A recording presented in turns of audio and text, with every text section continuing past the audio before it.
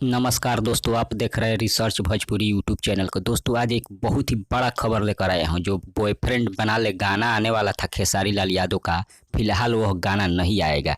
आज इसके बारे में फुल जानकारी देंगे, वीडियो को लास्ट तक देखिएगा। सबसे पहले हम बात कर लेते हैं गाने के बारे में। दोस्तों इस गाने को लिखे थे श्याम देहाती, म्यूजिक दिए थे। और इसमें जो एक्ट्रेस थी वो प्रभाजोत कौर, जो कि एक पंजाबी एक्ट्रेस है। उन्होंने जानकारी दिया है कि इस गाने को छठ बाद रिलीज किया जाएगा। जी हाँ दोस्तों, इस गाने को छठ बाद रिलीज किया जाएगा।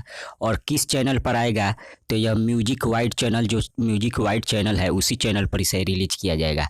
और छठ बाद रिलीज किया जाएगा। इस गाने का जो एक्ट्रेस है प्रभाजोत कौर ने दी है, जो कि छठ बाद बताया है कि छठ बाद इस गाने को रिलीज किया जाएगा और म्यूजिक वाइड चैनल पर इसे रिलीज किया जाएगा। इसलिए आप जितने भी खेसारी फैन हैं इस वीडियो को ज़्यादा से ज़्यादा शेयर करें, ताकि हर खेसारी फैन के पास यह न्यूज़ जा सके।